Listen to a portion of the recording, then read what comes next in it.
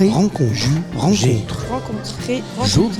ben voilà, on vous avait dit qu'on allait rencontrer des belles personnes. Eh bien, Benoît est une belle personne. Et bien sûr, Benoît va être trituré intellectuellement et verbalement par Sarah. Je te laisse avec Sarah, parce qu'elle a quand même des plus beaux yeux que moi, Benoît. Allez, c'est parti. Je vous laisse tout d'abord vous présenter. Bonjour, je m'appelle Benoît, je suis animateur de la délégation Haute-Normandie. Je suis sur le territoire du Havre et sa métropole. D'accord. Pouvez-vous nous dire un peu des actions que vous mettez en place ?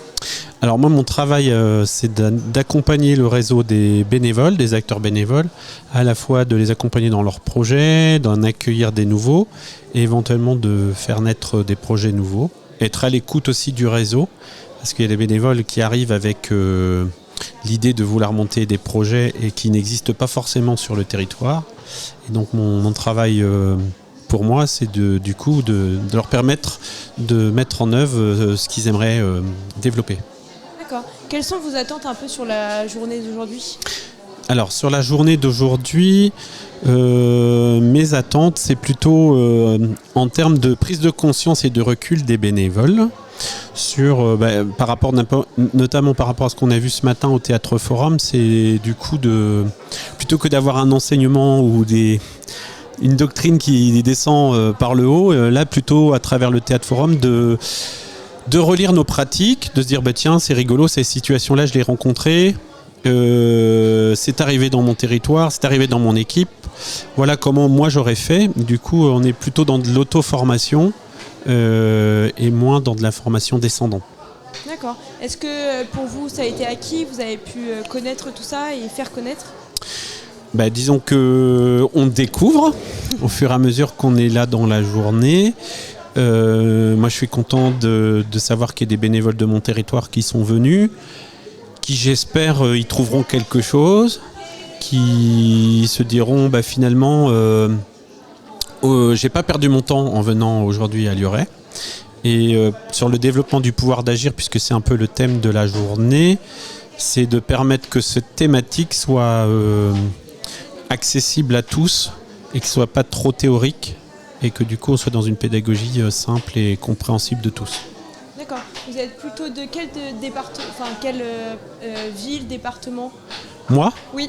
Alors moi je viens du Havre, territoire du Havre, et donc le territoire du Havre, on a à peu près 190-200 bénévoles répartis sur une quinzaine d'équipes et de groupes qui vont de l'accueil du public des quartiers qui ont des difficultés liées je prends l'exemple des loyers, factures d'énergie, et qui sont en galère.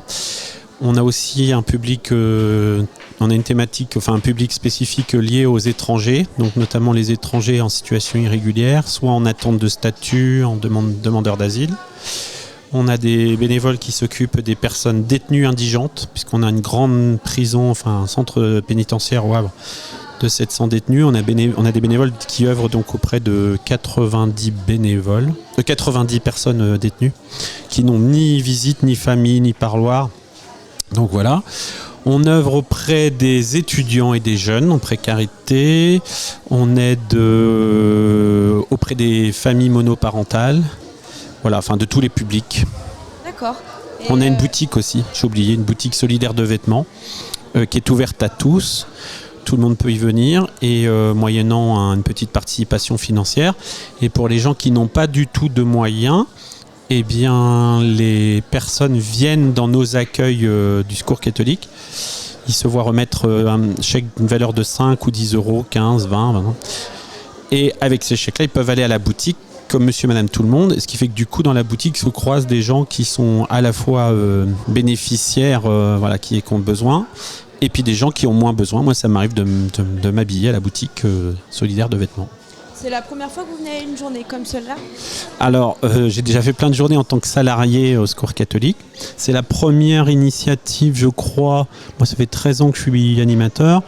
Je crois que c'est la première initiative sur le développement du pouvoir d'agir, comment rendre les personnes responsables de leur devenir, être acteurs dans la société, pas forcément être que des demandeurs d'aide variées. Voilà. D'accord, très bien. Je vous laisse reprendre la main avec Antoine. Oui. Voilà, c'est comme ça. Benoît, pour toi, ces journées, elles devraient être faites tous les trimestres, tous les ans, ou tous les 10 ans? Alors déjà, il va falloir qu'on fasse le bilan de cette journée-là, puisque c'est une première sur la délégation. Donc déjà, il faut savoir si notre réseau de bénévoles, il faut toujours être à l'écoute, hein, si on est dans du développement du pouvoir d'agir.